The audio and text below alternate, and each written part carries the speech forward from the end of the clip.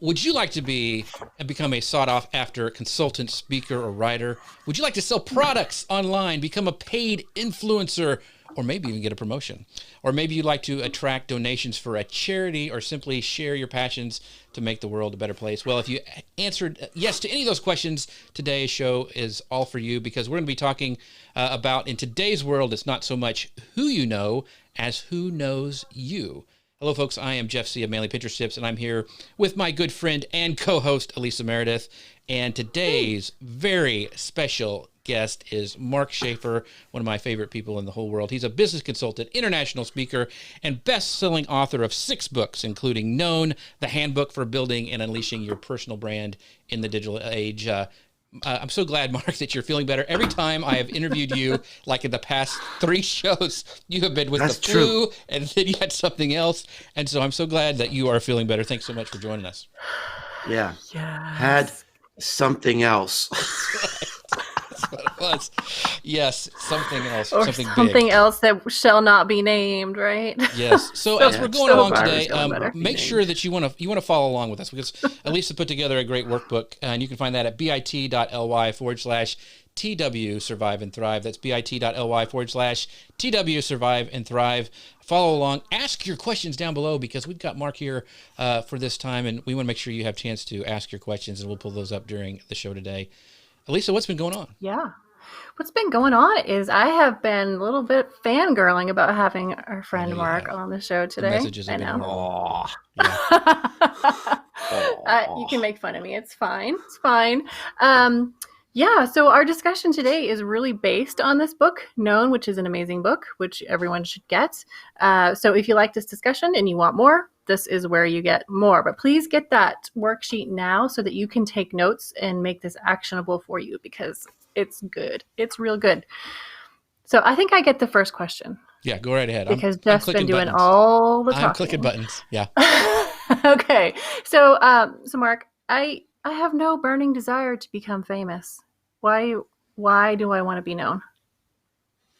Yeah, actually, I think you and I have had this talk before.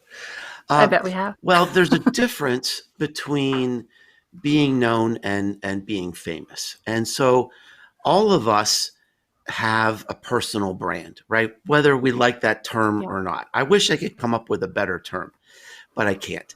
So let's just live with personal brand. So personal brand is basically what people think about us. It's the accumulated impressions that they have in our mind about what we do, what we say, how we act. And so for me, being known is different than being famous. Being known is having the reputation, the authority, and the presence to get your job done, right? To give you the very best chance to make your dreams come true, whatever that might be. As Jeff said in the introduction, it might be, selling more stuff, or starting a business, or having more opportunities, writing a book, or being invited to speak on a big stage. You can't really do any of those things today unless you're known. And so I have this thing on my site where people can sign up for an hour of my time. And for years, people would ask me questions like, how do I become an author and sell books? Or, how do I become a speaker? And I kept answering the same thing every time. Well, you have to be known. And that led to this question, can anybody become known? And then I became obsessed with that, not in a healthy way, but sort of in a, weird, like a dog chasing a tennis ball kind of way, frothing at the mouth, locking myself in my room, in my office for weeks and weeks till I figured it out. And when I figured it out, that became the book. So what's the answer then? Can anybody become known? The answer is maybe.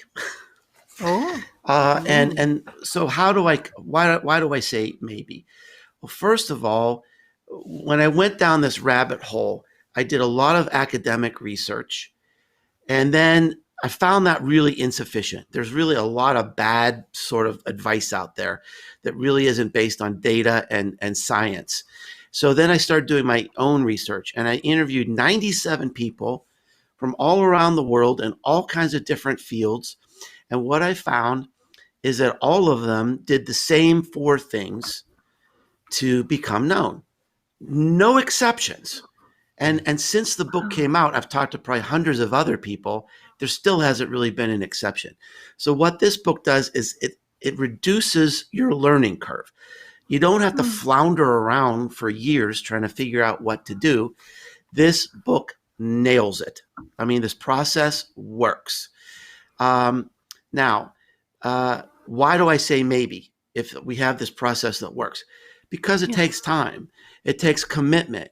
It's not an easy thing to do, but there is a process that works. And maybe it's not the right time for you. You know, if you're suffering in some extraordinary way during this crisis, if you're taking care of a sick parent or a sick child, or, you know, you're serving our country in some way, then maybe it's not the right time to be working on your personal brand. But if it is time, this is the process to do it. This is the path to do it. And as I look back on my career, I would say this is my number one contribution to the business world is this book, because I get people telling me every week, this book has changed my life. Wow. That's awesome. So when you started, you said 5 years ago? Is that when you said that you thought this journey was when you started your process? Or, I mean, the question why I'm asking is like, because of this time, is it harder than it was in the past to become known? I mean, is there a longer uphill battle to fight, I guess, on the process? I mean, I don't think it's significantly different than maybe 5 years ago. Is it significantly different than 15 years ago? Yes. And the simple reason is because there's so much stuff on the internet, right? There's so much competition. But I think, Jeff, the thing that gives me hope and that really encourages me is I've worked with hundreds of people on this process, and we've never been able to not find some unique niche, some sustainable interest that people can carry forward in the world. And I like to tell people, 10 years from now, if you think how much has changed in the last 10 years, 10 years from now, we'll be looking back at today and thinking, oh my gosh, the internet was just starting. The people who are going to impact us the most, the content and the ideas that are going to impact us the most 10 years from now haven't been invented yet. It might be someone, listening in on this show. So, there is a place for everyone. I believe that with all my heart. I mean, there is a place, and everybody still has that extraordinary opportunity to create your own power and influence in this world. This is historically important. We've never had an opportunity like this in the history of the world. We've got this technology that we can do it. And my hope is that, if it is the right time for you, that you give it a try. Yeah. I love the story of Antonio, and I don't want to say his last name because I'll say it wrong. But could you just give us a little overview of him? Because he was kind of an unlikely hero here. He is. Antonio Centeno has become a great friend of mine over the years. And I think he is a great example of how to become known in the world. And he's a great example of many of the case studies in my book, because Antonio grew up in very poor circumstances. He grew up in a dusty trailer park, kind of in the middle of nowhere in West Texas. And, when he graduated from high school, he realized that he didn't really have any marketable skills. And he decided to go into the Marines. He became an officer in the Marines. And when his first day in the Marines, something extraordinary happened to him that changed his life. When he first put on his uniform, he felt something he had never felt before. He felt dignity and respect just by what he was wearing. He was wearing this uniform, and he couldn't get that out of his head. So long story short, when he got out of the service, he pursued this career sort of focused on how you dress and how you appear can affect your self-esteem and your self-image. And he was not, a writer or a content creator by nature, but he practiced it and he became very good at it. And to teach himself how to do videos, he did 200 videos, 3-minute short YouTube videos on men's fashion tips. He did 200 videos in 200 days. Wow. And he grew an audience. He's never had an audience, a video that's really gone viral, but just he's been tenacious. He's been consistent. And year after year, month after month, he does a little bit better. And now he's built an amazing career. The man is a millionaire. He can buy any suit that he wants. He can dress any way that he wants. He has conferences. He does coaching. He's written books. And he's a great, great leader now in the fashion industry and someone that's just really respected. So if I may, I can take sort of some of the ideas here and show you what are those 4 things. So first of all, Antonio, when I asked him, what is your passion? He said motorcycles. Now, he didn't build a business out of motorcycles because he didn't really have a special expertise, and he didn't really, it was too crowded. He didn't think he could really build a business out of that. So instead, he found what I call in the book a sustainable interest, right? It's something that you love. It might be your passion, but more important, it's something with enough people around in the world that care about it, that can help you make your dreams come true. Okay, now, that was number 1. He identified what he wanted to be known for, his sustainable interest, his story. Now, where do we tell the story? He found an open niche. Nobody was creating 3-minute videos with men's fashion tips. Now, he wasn't a creative genius. He didn't create some new platform. Mm-hmm. He just did something on YouTube a little differently than what other people were doing. So then he had to figure out his content, right? And of course, his content became videos, and he practiced them. Now, there's something significant here. When Antonio started, he was not an expert, right? He wasn't an expert on how to dress as a man. He took people along on his journey, right? He was vulnerable and told his story about what he was learning about how to dress in this as a man in today's world and today's society, right? So this was an important point. Let me tell you a quick story from my own life. I started blogging in 2009. I was terrible. I didn't know what I was doing. I had never written a blog in my life. Nobody was reading this thing. 2009, I took people along on my journey, right? I told them what I was learning, what I was doing wrong, what I was doing right, what my friends were doing. By 2013, I wrote the best-selling book on blogging. Born to Blog. That's 4 years. Remarkable. Yeah, 4 years. But I didn't start as an expert. Nobody starts as an expert. All these people that we look up to in our field, they didn't start that way. So don't be afraid, right? Just take people on the journey. Now, the last part, number 4, is to build this actionable audience. So a social media audience is important because it represents potential. But this is not an actionable audience. As someone who follows you on Twitter or likes you on Facebook, they may become your friend over time. But social media connections are weak relational links. You can't depend on them to help you make your dreams come true. You need to work on that to build an actionable audience. So like most people who succeed in this space and become known, Antonio was very generous in how he related to people. He didn't just have connections, he built fans. And those are the people who are actionable that will help you make your dreams come true.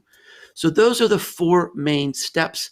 And the book also has lots of different exercises because those 4 steps are different. How you approach it is different for every single person. So I help you discover what's right for you. Awesome. Very cool. So I wanted to, I want to break down each one of those steps that you just mentioned a little bit, Mark. But I wanted to also bring up some questions. And I know we don't want to get into like really specifics because, you know, that's like Mark doing some consulting, but I do want to bring up some of these comments. One's from Brittany. And I think this is really good. The first part of her question, how do you recommend putting yourself out there right now when you can't go anywhere? You know, she's talking about pivoting to public speaking in colleges and stuff, but I think that's a real issue for a lot of people. How can you put yourself out there when you can't go anywhere? Great question. Yeah. Well, the fuel of the personal brand is content. And that is independent of your ability to get on a plane or drive a car anywhere. So that's the beauty of our day. And by the way, you know, I think this is a very important time to be working on this, right? Because look, I'm an honest person. I don't sugarcoat things. I'm not going to say, hey, everybody, it's all going to be okay. It's not going to be okay, right? We're facing an economic calamity. I'm not necessarily as negative as a lot of people, but there's going to be a shakeout. There's going to be people that are going to be looking for jobs at the end of this thing, right? And let me tell you something. If you've worked on your personal brand and you're known, that is a permanent, sustainable, competitive advantage you can have. And now is the perfect time to do it if, like I said, if it's the right time for you. Now, so it doesn't have to be overwhelming. It doesn't have to be intimidating. You have 4 choices. You write something like a blog. You do a podcast. You do a video series like my friends Alisa and Jeff are doing right here, or you do something visual that's appropriate for Pinterest or for Instagram, right? That's it. Now, if you're a big company, you can do all of that. If you're a small business or an entrepreneur, you pick one and you master it and you do it well. Now, this is different advice than you hear from someone like Gary Vaynerchuk, for example. Gary says, be everywhere, do everything. You can't miss a thing. That's fine if you have 12 video people surrounding you, following you all day, right? Yeah. Right. But it's exhausting. And it's got to be joyful for you. You've got to have fun. Because if you're not having fun, you're going to quit. And you can't quit. You've got to stick it out. I recommend making a mental commitment to do this for 18 months before you think about pivoting or quitting. And for most of us, we only have the bandwidth to do one type of content really, really well. And it should be the one that brings you the most joy. Don't worry about what your competitors are doing, right? You find something that's fun for you and you pursue that. Awesome. It's kind of like the same thing with exercise, right? You only commit to something that's enjoyable to you. Like the kind that works is the kind you love. And the same thing with exercise. It's not going to pay off unless you stick with it. Right. That's right. So, Alisa, I want to know. Yeah. This is and I'm going to shock you. So, why did you? Because Mark kind of explained a little bit why he went into blogging. So, why did you go into Pinterest? Because you weren't always a Pinterest known for being a Pinterest person. It's true. I initially went into Pinterest out of curiosity because I knew how I was using it. And I thought, well, how can this translate to business? So I started writing about it. And then I started getting inquiries. Can you please help me? And I thought, oh, well, maybe this is an actual thing. and it turned out to be. And then I got a big break, thanks in part to you and Peg. Social Media Examiner needed kind of in a pinch someone to talk about Pinterest promoted pins for their summit. And I had never run one, didn't know if I would like them, but I said, sure. So it was an opportunity handed to me, but it was something that I really got into. I really enjoyed and loved, and became a little obsessed with. And that, because it was a good niche where there weren't a lot of people talking about it, it was, relatively easy for me to become known. And it just kind of happened and turned out well. Well, yeah, I think that's a good for people to understand how it happened, because I think, like, I talked to my nephew and I say, well, what do you do when he grows up? He goes, I want to be a YouTuber. And I'm like, well, what does that mean? And I think a lot of people, Mark, like they say, I want to be rich. Yeah, I want to be an influencer. What a great idea. but but there's more influencer in what? And it was really fun because I took him to the studio here and I said, well, let's just record your opening for YouTube. And he was blown away about how hard it was. It's just, you don't wish it and it comes. And I think this first point of Mark's about finding the right place, and you're not just following your passion. You're also, you're looking and you're making smart decisions. You're not just saying, I'm going to be an influencer, Yeah. And I think that's critically important. That first step is critically important. And you don't have to, do it perfectly. But my point is that, look, if you're going to put time into content and creating a personal brand that you hope will lift your business. And by the way, even if you don't want to be an influencer, right? Today, increasingly, the personal brand is the brand. That's who we believe. We don't see ads like we used to. We don't believe ads. We don't believe companies. We don't believe brands. The research is overwhelming and compelling about this. But we believe each other. We believe founders, entrepreneurs, business leaders, technical experts. We believe our neighbors. We believe our friends. We believe, content creators like what we're doing right here. So this is an opportunity, really, if you're trying to build your business brand, increasingly that depends on the personal brand. So that's another, I just want to emphasize that because it is so important. I think the timing of this, we do have an opportunity while we're in this crisis to begin working on this. So when we get to the other side, we'll be in a better position to win. Yeah. That kind of makes me think of the concept that you coined, content shock, meaning the volume of content is such that that it just outstrips the demand more and more every single day. Yeah. But I feel like right now the demand for content is higher than it has ever been, just based on numbers for sites like Pinterest and Instagram seeing record engagement. There's always going to be a limit, but it seems like right now people are looking for you and what you have to offer more than maybe ever. Yeah, there's still huge opportunities out there. Yeah. There's massive opportunities. I don't think anybody should be dissuaded from trying to, make their dent in the world just because there's other people out there making a dent, or maybe they've got a time frame where they're ahead of them, in some way. I'll tell you, during this pandemic, when everything seems to be going down, I mean, the traffic to my blog on my website has doubled. Why? Because, I'm relevant, because I'm providing information that people need to hear right now. So it's just a matter of finding your audience, right? In my book, Marketing Rebellion, which is another book that I wrote, I talk about that people today are on like-minded islands, right? And they're looking for content. They're looking for ideas, whether it might be sports or fashion or, cosmetics or pets or, whatever it is. There are people out there. They could be in Facebook groups. They could be in LinkedIn groups. They could be on Reddit. They could be on Twitter chats. They could, be in Pinterest communities and groups. That they're looking for relevant content. They're looking for new ideas. And it's insatiable. The world is insatiable for content right now. I mean, content shock affects a lot of big companies selling, popular products. But if you're working in a certain niche, probably there are still a lot of great opportunities out there. Like I said, I've never failed to help someone find their niche. And I force them to think about, to answer this, to finish this sentence, only I. Boy, that's hard.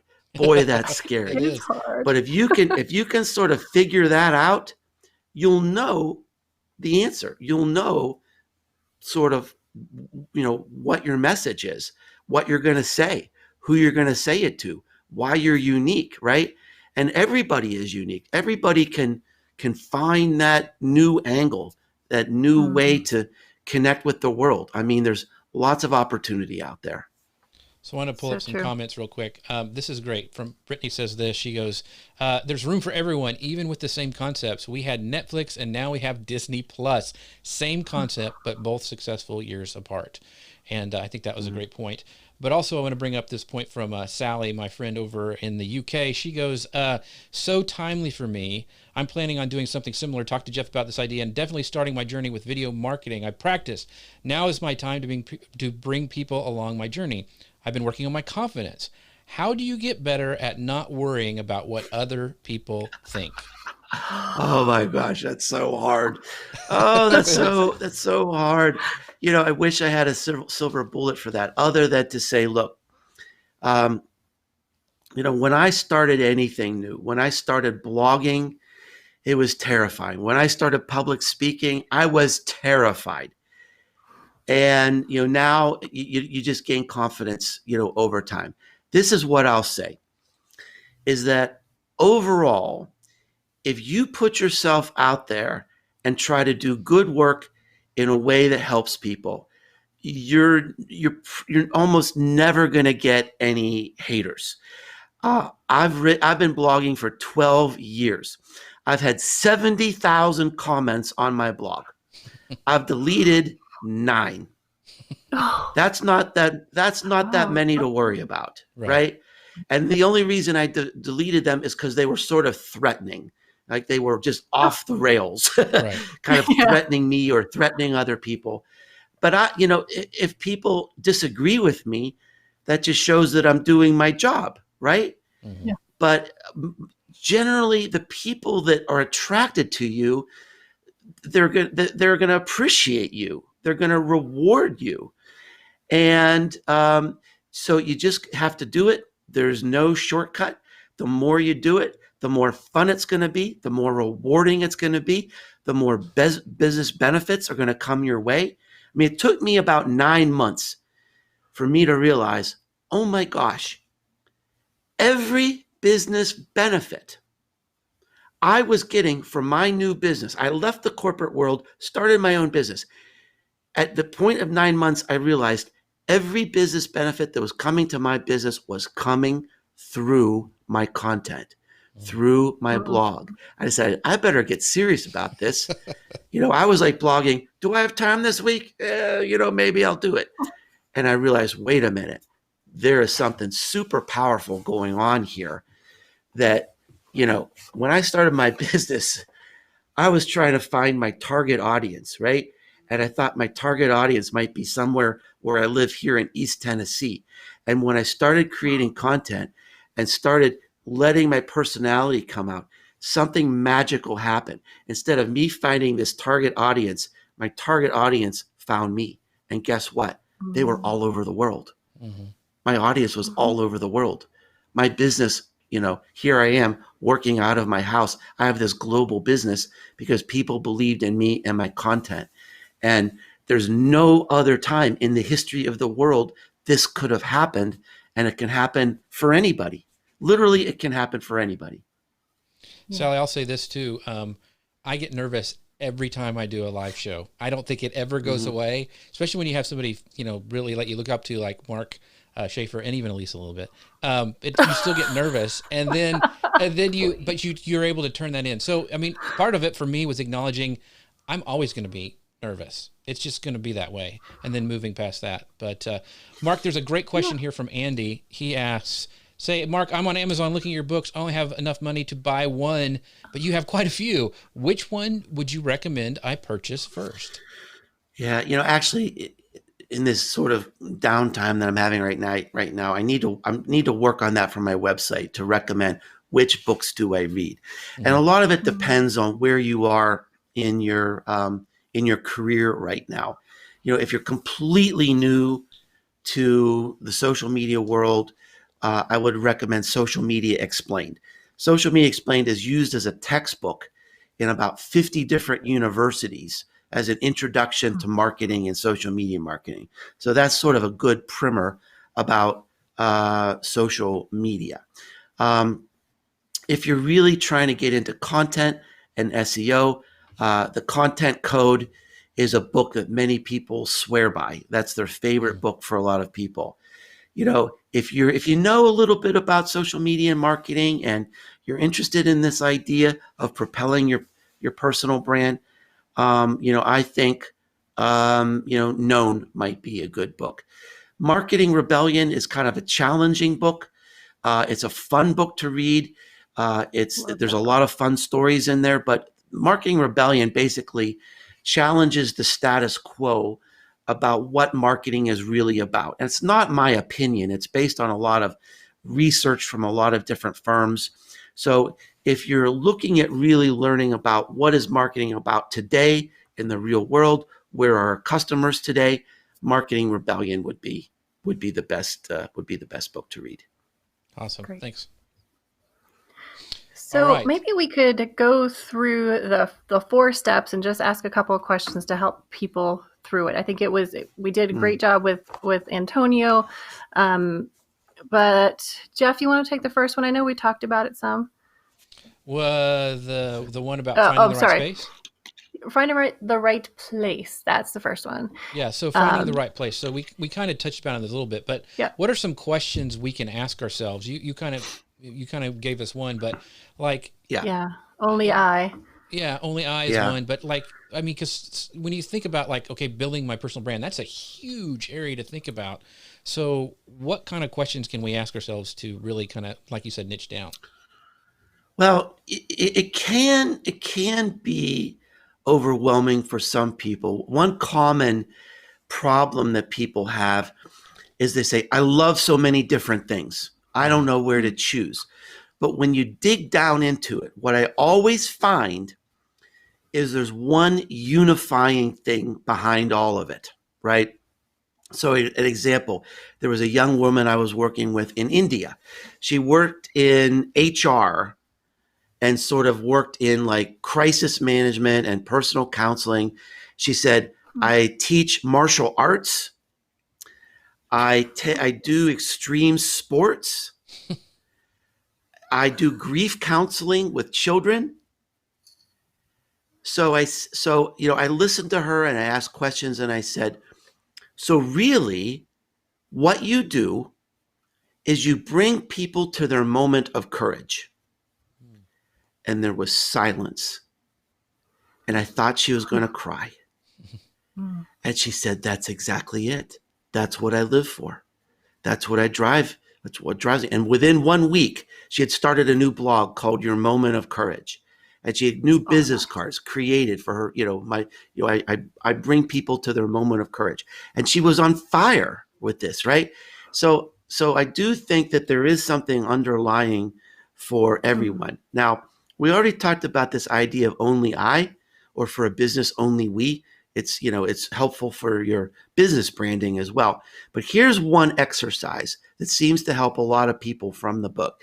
I said, let's imagine that 2 years from now, you're asked to speak at a conference. Or if you think that's a little too scary, let's say you're being asked to be interviewed by Jeff and Alisa on a podcast or a video That's super broadcast, scary. right? Yeah. That's super. Yeah, it's terrifying. But so if you think about this 2 years from now, right? So Jeff and Alisa, they know me. They know what I'm passionate about. They can't wait to ask me these questions about Known. And I can't wait to tell people about building a personal brand because it's so important. I'm bursting from my heart with passion about this idea. When I'm on a stage, I can't wait to tell these ideas. So think about this. If you were on a stage or you were on a show like this 2 years from now, what is in your heart that you just can't wait to tell the world? Now, that's just one exercise. But if that resonates with you, say, yes, there is something that's burning inside of me. That could give you a clue as to what you want to be known for. I got to switch everything up now. Change everything after hearing that. No. We're changing Jeff's personal brand on the fly. That's right. Before your eyes, ladies and gentlemen. That's right. Yeah. I imagine the comments are lighting up over that one because yes. So we got a bunch of stuff. So what's the next question? We want to make sure we can get through all these, Alisa, because you the next one is about finding the right space, which I understand to be like the platform or the content type. And you had kind of a tip about how Google can help with that. I did. Wait, I remember it now. Okay, good. I remember it now. I've been sick. I know. Oh, I can hear the violins. Yes. I'm going to use that for a long time. Yeah. You should. Fair enough. I went through this period. I know. Yeah. My mom broke her back last year or a few months ago. And so everything is, I broke my back. Work it, girl. For as long as you can. Yeah. So there's a couple things. What you're trying to do when we talk about the space. So here's a great example. It's one of my favorite examples. So you're trying to find, is there some space on the web that you can sort of own, right? Now, for Antonio, what was his space? He wasn't creating anything new. He was doing YouTube videos. But the thing he was doing a little bit different is he found that there was this wide open space. Nobody was creating 3-minute videos about fashion for men. Now, one of the people I admire, and a lot of people probably have heard of on this show, is John Lee Dumas. Now, think about what John Lee did. John Lee is creating content about entrepreneurship. How many people in this world are creating content about entrepreneurship? The correct answer is everybody. A bajillion. That is the answer. Yes. It's in Wikipedia. It says there are a bajillion content creators around entrepreneurship. Now, John Lee has become incredibly successful, right? He didn't invent the podcast. He didn't invent the topic. He's not the first one to be creating content or even creating a podcast about entrepreneurship. But here's what he did. He was the first person to create a podcast every day, right? No. So it was one little difference. And by the way, when John Lee started that podcast, he wasn't an expert in entrepreneurship. He did it to learn how to be an entrepreneur, right? He wasn't an expert. He wasn't a genius. He just did something a little bit different and was humble enough to ask people questions and learn. And now, he's a huge success. So that's a great example of finding your space, is do a little research and see what's out there. And is there an opportunity to do something a little different than everybody else? Yeah. So on that question, so about the spaces, I mean, I know that we've talked about, different platforms and you mentioned John Lee and how he did it every day. But so I think a part of finding your space and getting, kind of the niche figured out is also, at least it was for me, was connecting with people inside of that space. Like John Lee does, he gets entrepreneurs on and interviews them on. And right now, like one of the biggest places I think for, building a brand is like conferences and stuff like that. And right now that's shut down. How can we network and talk to influencers? I'd love to know your thoughts. But here's the good news. You can call anybody in the world and say, "Are you available Thursday?" And they'll say yes. That's right. That's how we got Mark. Actually. We got Mark Schaefer on our show. I mean, it's come on, perfect. We can do it. I said, look, just name any time, any day. I'm okay. He's ready. Yeah. Well, I think that just ask. To that point, though, I think right now I've been noticing people who are coming on to the live shows or whatever, they're wanting connection. And, you mentioned you can't have the social thing. There's I remember when I met you the first time, it was on the aircraft carrier at Social Media Marketing World. You were talking. I didn't realize how tall you were. And I was this short little bearded man coming up to this guy who was this great blogger. It was so awkward, but you talked to me. But the thing is we don't have those anymore, but I'm seeing right now as people are really going deep quickly or quicker, I guess, online, and connecting more. And you mentioned using this as an opportunity, and I'd love to know your thoughts on this. Well, I'll tell you a little secret. I remember connecting with you. I remember, connecting with Alisa. We've had some really wonderful times at places like Social Media Marketing World. But here's a little secret. I really don't like big conferences like that because generally speaking, it's a blur. You Right. don't get to connect to people in a deep way. Now, here's something that's happened since the whole coronavirus thing, right? Every day, I'm actually calling people. Right. I'm calling my friends and having conversations just to check in, just to say, hi, what are you doing? Are you okay? I'm having deeper conversations now than I did at any time because, when business was just a frenzy, then, you say, oh, well, we'll catch up at Social Media Marketing World. And then, you wave at each other as you're walking down the hall. Right. So, I think we do have an opportunity for a different type of connection, a deeper type of connection. And you need to, pursue that, and you need to work on that. But it's something that I'm doing, and I'm having better conversations here than I would have at any sort of conference normally. Mm-hmm. I agree. Yeah, I think it's interesting how to me social is becoming social again. To be honest, with some of the stuff, and I'm seeing behind the scenes stuff. I saw Alisa painting online, and I'm like, what? I didn't know she painted. And we, watched her for an hour or so. And I mean, I seen more carving. of. So what kind of painting are you doing? I'm doing acrylic pours. Acrylic, cool. Yeah. And Jeff does the carving. Yeah, I'm enjoying your watercolors. I've been doing watercolors, but I'm afraid to show people, behind the scenes because it's sort of like making a sausage sometimes. Sometimes it's like, man, this is one ugly SOB.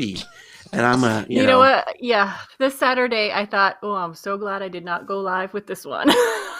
But you know what? Yeah. I think people are they want to see all of that. Yeah, and that's one of the. I'm getting more connections and talking with people. Even if the audience isn't huge, it's going deep with those people who show up every week to watch you do stuff, and it's it's keeping me consistent. So, that kind of goes to our next point, which is finding your fuel, which you're producing consistent content.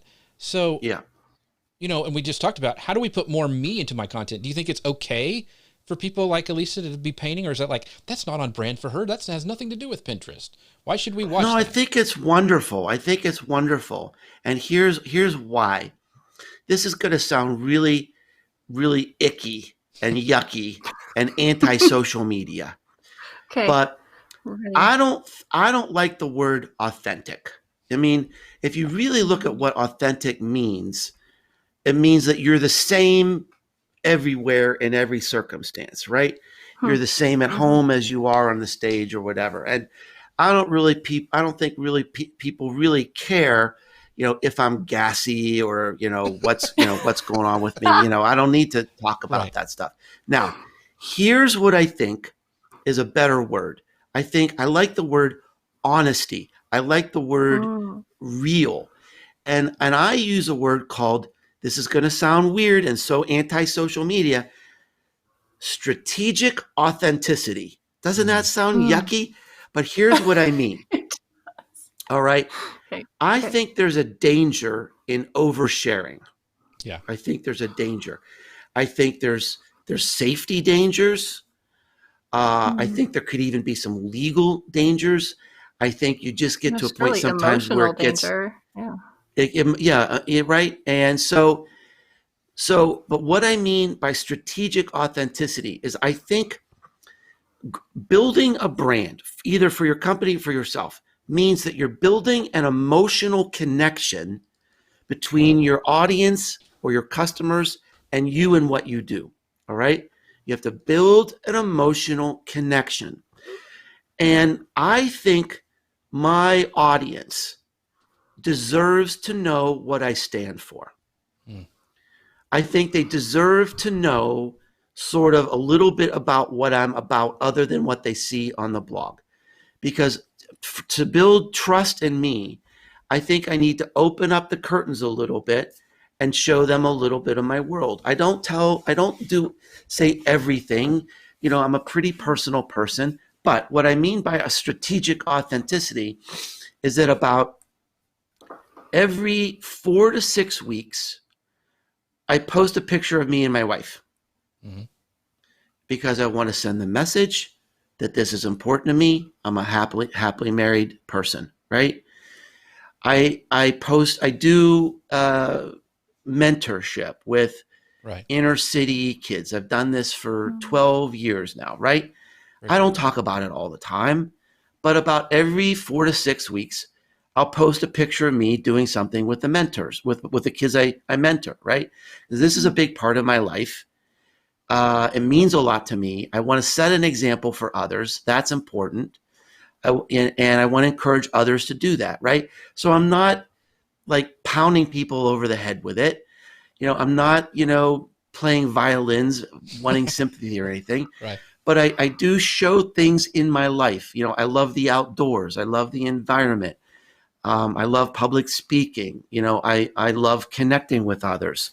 I love gardening. And so I do show different parts of my life so people can see the whole picture. I think, Alisa, the idea of taking them into behind the scenes of your world of painting, or Jeff, what you do with your carving, I think that's wonderful. It shows a side of you that, is intimate and personal and trusting.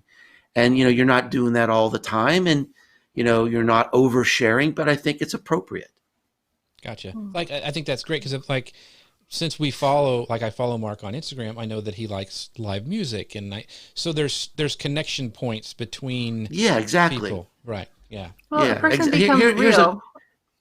Here's a cute little story about this. So it's a story I tell in some of my classes. It's this real estate agent who does an amazing job on Instagram.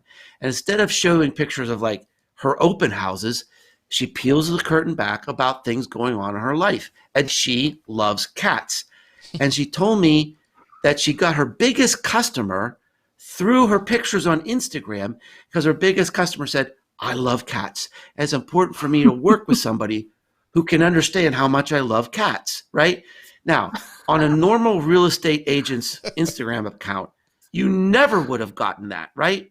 So it's just as you say, Jeff, it's building these emotional touch points that can lead to this connection that turns into real business value. Yeah. And the same thing. It's like I did the carving stuff, and Kim Garst a couple of Christmas ago bought out my entire thing. And now I do her show. I mean, it's just, awesome. It's just that kind of stuff. Yeah. I think There you go. Yeah, That's a great example. We get the best reactions on this show when one of my cats makes a surprise appearance. Yeah. Yeah. There you go. They're more famous than we are. Naturally. Yeah. Okay. So point number 4 is something that you've been talking about for a long time, which is, and I mean, like, since I first learned of you years ago, which is alpha audience, or building a meaningful audience. So, so how did you do that? Well, this is something that's hard for big companies to do, but I find it relatively easy to do. And it's this, it's really paying attention to your audience beyond your dashboard. Yeah. And what I mean by this is that the people who are engaging with you and the people who are sharing your content, they are creating your greatest business value. So there's absolutely no value to my content unless people see it and share it.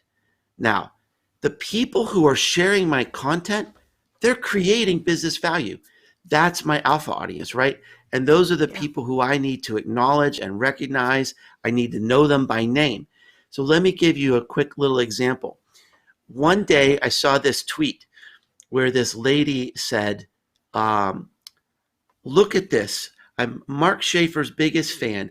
I've bought all his books. And she had my books lined up on her couch, and she took a picture of this. Now, I had never heard of this person before. Never. She had never tweeted me, never commented on my blog. She's telling the world, I am Mark Schaefer's biggest fan. Here are all his books. Basically, she's saying, I love this guy. Now, if I wasn't paying attention and I just looked at, some analytics dashboard, I'd see this was a mention. Maybe it had positive sentiment. But what this tweet is saying is, I love you. I want to help you. So I called her on the phone, found her website, found her phone number. It was the shortest phone conversation ever because she was absolutely dumbfounded that I actually called her up. And it turns out that this woman, she was a super fan. She ended up like using my books in her classes and recommending my books. Mhm. She's probably responsible for selling hundreds of books, right? And she's become a personal friend. We've seen each other at conferences, right? And that is exactly that is an actionable audience right there. That is a woman who's helping me make my dreams come true, right? And I want to help her make her dreams come true too. So that is the difference. And it comes from paying attention and doing something extra that makes that person, a fan instead of just a weak relational link that's waving at you on social media. Yeah, I really want to second that with kind of my personal experience with you, Mark.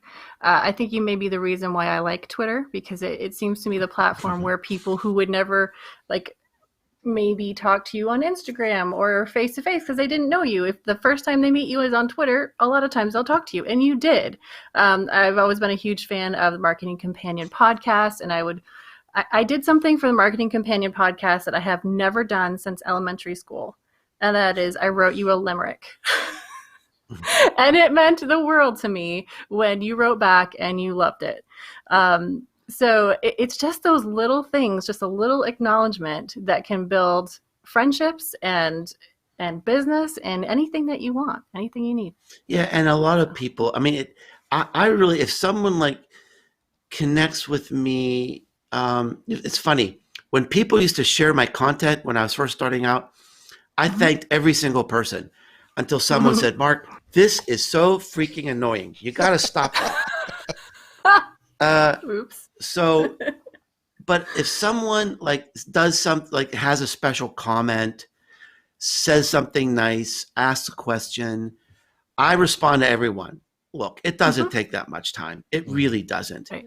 And it's not like I have millions and millions of fans, right? So, I don't think there's anybody in our social media space that shouldn't have the time just to be polite and say hi to somebody. It really doesn't take that much time. And the thing is this, like, I remember that special feeling I got when I had the first comment on my blog. I was like amazed. Someone took the time, their precious time, to read my blog and write a comment. And I have never lost that feeling. I've never lost that appreciation that anybody who takes their precious time to spend time with me on something like this today, or my books, or my content on my blog or my podcast, it's overwhelming to me. I'm so appreciative, and it's authentic. I never take it for granted one single day. And so if someone takes the time to make a nice comment for me, sometimes it might slip through the cracks. If I have a very busy time and I get hundreds and hundreds of messages a day, it might slip through the cracks. But I do make an authentic effort. I hate that word. I make a real effort, a true effort. Well, I make a true effort. That's great. That I really do. That's great that Alisa does that for you on Twitter, because she won't even heart my Twitter stuff. Last question. Let's go over some challenges for being known, like shyness. We kind of gotten this with Sally a little bit at the beginning. Introversion, fear of public speaking. A big one, and I've talked about this before, is the imposter syndrome that I think a lot of us struggle with. Like, it's like, why should I even be on Pinterest when Alisa is here? What can I do and say that she hasn't done better? What do you talk to people about when they struggle with that? Well, again, first of all, I can't diminish any feelings that people have, and I can't diminish that it can be very hard for people to get through this. The only thing I can really say is that it is easier the more you do it, and I just think that you can belong. And I want to tell a little story. It's one of my favorite stories. It's at the very end of the known book, and it comes from a very dear friend of mine. Her name is Diana Cron. And when Diana was a little girl, she got to work beside Mother Teresa. She was in the slums of Calcutta. And Mother Teresa looked at her and saw how overwhelmed she felt by all this poverty that was surrounding her, and how it just seemed so endless to try to help this. And she said, she took her aside, she looked in her eyes, and she said, I know this must seem overwhelming, but everything good and everything great in this world starts with one small step. And even though you may feel like just a drop of water in this ocean, the ocean is not complete without that drop of water. Mm. And the world is not complete without you and your voice. And so this is a mindset, I think, that has been very helpful to me and very helpful. That's given me courage. It's given me encouragement over the years that, sometimes I do feel nervous about posting things. But when I get that little feeling of being nervous, that sort of says to me, you must do it. You must do it, right? Take that first step, have that courage. And every time I do it, I'm rewarded, because someone will say, how did you know I was thinking about that today? How did you know I was worried about that today? Mark, you seem to be reading my mind. And I'm not reading people's mind, and I'm not doing anything special other than having the courage of saying what's real to me on this day, right? What's real to me on this day. And that's something that anybody can do. And I hope that, look, the ocean isn't complete without you. Give it a try. Go for it. And it might be the greatest thing you've ever done. Wow, that's awesome. This is one of our most encouraging shows that we've done. It really is. We're going to have Mark on. It's always on like again. that with Mark. Yeah. Mark, any show that brings out any show that brings up Mother Teresa. Pretty good. Show. Yeah, that's that should be You're probably heading in the right direction. Yes. Step 5, include Mother Teresa. Yes. Mark, I know we made fun of you just a little bit, but I want you to know we are really glad that you're feeling well and just thrilled that you joined us today. So can you tell us where people can learn more about you? Yes, it's markhadthecoronavirus.com. Oh, no, that's not it. That's the other one. That's the. You don't want to be known the for other that. one. I've been sick. Send flowers and gifts too. So you can learn everything about me at Businesses Grow. Businessesgrow.com. You can find my blog, my books, my podcast, and lots of cool things. It's all pretty much free except the books. And I'd love for people to stay connected with me. You can find my social media connections there. And thank you so much. One of the reasons I love both of you so much is that you are the consummate professionals, that when I talk to you, you're prepared, right? You know me, you know my stuff. The questions are always relevant and interesting. So thank you so much. Just like I never take my audience for granted, I don't take you two for granted, because you're true professionals, and we're lucky to have you in this space. Thanks, Mark. I do want to bring up a final comment because people love you guys. I love you. It says, finally seeing Mark after having his books for years and following him on Twitter. We've got a lot of people. Thank you, Heather. And Sally goes, it's so cool. Love your passion. Thanks, Mark. I'm sure I can do this. So you mentioned that one drop of water, good for you, Sally is one that is encouraged by this. So awesome. Alisa, I'll let you have the last word. Oh, I don't think there's anything more to be said. All right. Well, thanks for coming, everybody. Yep. We'll see you next time. Thanks, all right. Mark. Thank you. Bye now. Thank you so much. Take care.